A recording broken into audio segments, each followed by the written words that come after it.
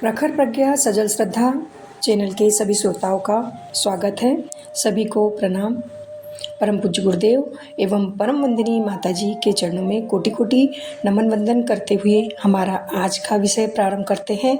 हमारा आज का विषय है भारतीय स्वतंत्रता संग्राम की अनकही गाथा। 10 मई भारत देश के इतिहास की अविस्मरणीय तिथि। सन 1857 भारत के गौरव और स्वयं स्वाभिमान की पुनः प्राप्ति एवं जागरण का महान वर्ष। देश के वीरों वीरांगनाओं की अनेकों यादें, अनेकों बातें, ढेरों किंवदंतियां और ऐतिहासिक घटनाओं के असंख्य प्रमाण इस तिथि एवं इस वर्ष से जुड़े हैं। लंबे समय तक झुठलाने की या इन्हें विकृत करने की कोशिश की जाती रही, लेकिन समय वह भी आया जब देश ने अंग्रेजों की कुटिलता को नकार कर स्वाधीनता के इस पहले महासंग्राम की शताब्दी को मनाया। हालांकि जरूरत इस राष्ट्रीय गौरव की गाथा को बार बार याद करने की है, अपनी नई पीढ़ी को इसकी क्रांति कथा सुनाने की है। देश के नौनिहाल जाने तो सही कि समय की धूल भरी परतें भले ही कितनी ही मोटी क्यों न हो, पर वीरों के बलिदान न तो धूल धूसरित होते हैं और न कभी धुंधले पड़ते हैं। इतिहास को थोड़ा और पार की दृष्टि से देखें तो स्वाधीनता के इस पहले महासंग्राम की पृष्ठभूमि बंगाल और बिहार में हुए सन्यासी और फकीर विद्रोह से बनने लगी थी। यह एक ऐसा संघर्ष था जिसमें किसान और जुलाहे, छोटे जमींदार, हिंदू और मुसलमान सब एक होकर अंग्रेजों से कई वर्षों तक लड़ते रहे। फकीर मजनू शाह, किसान धीरज नारायण, भवानी पाठक और देवी चौधरानी ने इस संघर्ष में वीरता व देशभक्ति की नई परिभाषा लिखी। इस दौर में जनता में जो नया नेतृत्व उभरा, उसमें अंग्रेजों का जीना दुभर कर दिया। वास्तव में उपनिवेशवादी विस्तार को ही आम जनता ने चुनौती नहीं दी थी, बल्कि इसके साथ साथ जो औपनिवेशिक मानसिकता अपनी विभिन्न धाराओं के साथ भारत को गुलाम बनाने और भारतीयों का शोषण करने का प्रयास कर रही थी, उनको भी चुनौती देते हुए देश की आम जनता में एक राष्ट्रीय मानसिकता के विकास का उदाहरण भी प्रस्तुत किया। इसी का परिणाम था कि सन 1857 का साल आते आते देश के विभिन्न भागों में 100 के लगभग विद्रोह हो चुके थे। हास्यास्पद बात यह है कि इन विद्रोह को अंग्रेजों ने मात्र दंगा करार दिया। उससे भी हास्यास्पद रहा हमारे इतिहासकारों का रवैया, जो बस अंग्रेजों की जी हुजूरी करते हुए उनकी ही रागिनी गाते रहे। इन्होंने सन 1857 की महाक्रांति को कभी सिपाही विद्रोह कहा तो कभी सामंतवादी प्रक्रिया, कभी इसे षड्यंत्र कहा तो कभी सभ्यता एवं बर्बरता का संघर्ष बताया गया, जबकि कार्ल मार्क्स और वीर सावरकर ने इन्हें प्रथम स्वतंत्रता संग्राम माना।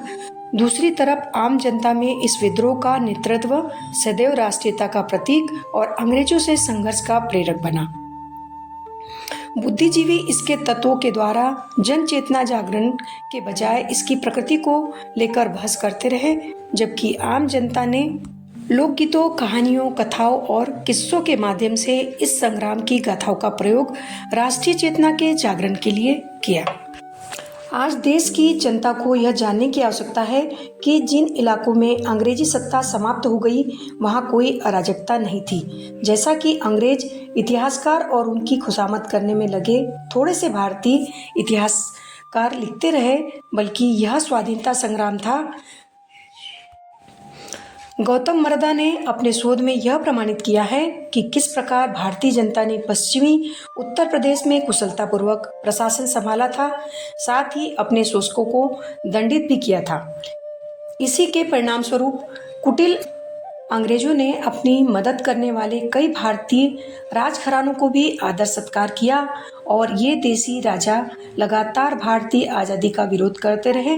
नए शोध अनुसंधान अब यह भी बता रहे हैं कि सन 1857 के स्वाधीनता संग्राम का दायरा केवल उत्तरी भारत तक सीमित नहीं था। दक्षिण भारत, पश्चिमी भारत, मध्य भारत में भी अनेक स्थानों पर इसकी चिंगारियां लपटों के रूप में प्रस्फुटित हुई। अपने अपने ढंग से प्रायः भारत देश के हर क्षेत्र में स्वाधीनता समर लड़ा गया।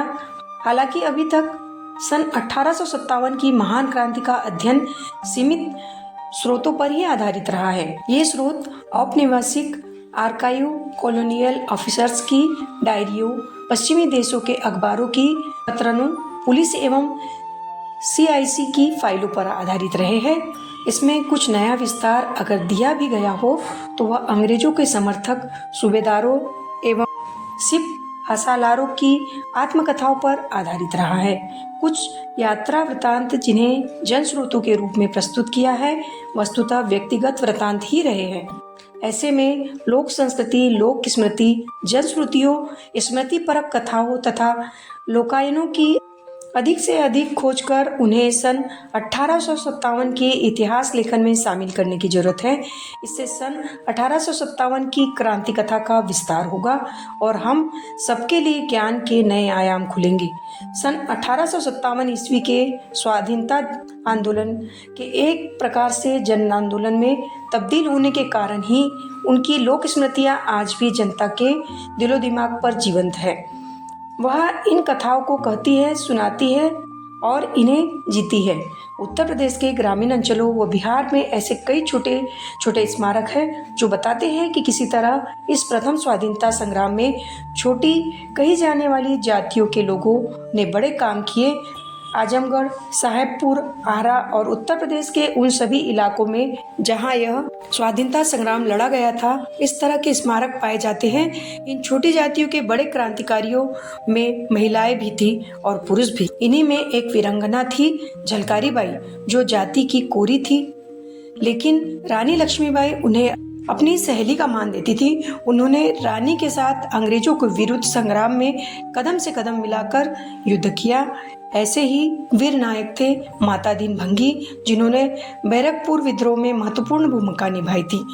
कानपुर बिठूर के आसपास ऐसे ही एक क्रांतिवीर थे गंगू मेहतर, जिन्हें गंगू बाबा के नाम से जाना जाता था।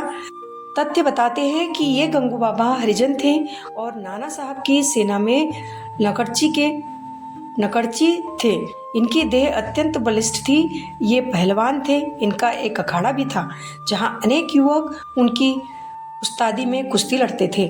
इन गंगू बाबा ने अपने पहलवानों के साथ मिलकर सन 1857 के स्वाधीनता समर में अंग्रेजों के खिलाफ युद्ध करते हुए अनेक अंग्रेजों को मौत की घाट उतार दिया था। बाद में अंग्रेजों ने उन्हें पकड़कर फांसी दे दी थी।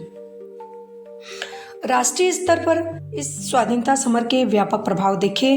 देशवासियों में राष्ट्रीय चेतना का जागरण हुआ। उन्हें यह भरोसा हुआ कि गुलामी की बेड़ियां तोड़ी जा सकती है। भले ही अंग्रेजों ने सन 1857 के बाद कंपनी राज को ब्रिटिश सरकार में बदल डाला हो, लेकिन वे भारत को स्वाधीनता कराने वाली मानसिकता को नहीं बदल सके। इसी राष्ट्रीय मानसिकता की उर्वर भूमि में भारत की आत्मा के दर्द से भविष्य के नए स्वाधीनता संग्राम के अंकुर फूट फूट कर आने को आतुर होने लगे थे। बाद में इनकी ही परिणति स्वतंत्र भारत के रूप में दिखाई दी। हमारा आज का विषय यहीं समाप्त होता है। अगर आपको हमारा ऑडियो अच्छा लगा हो तो लाइक और कमेंट्स कीजिए तथा अपनों से शेयर कीजिए और हमारे चैनल को सब्सक्राइब कीजिए ताकि हमारे वीडियो की नोटिफिकेशन आप तक पहुंच सके। धन्यवाद।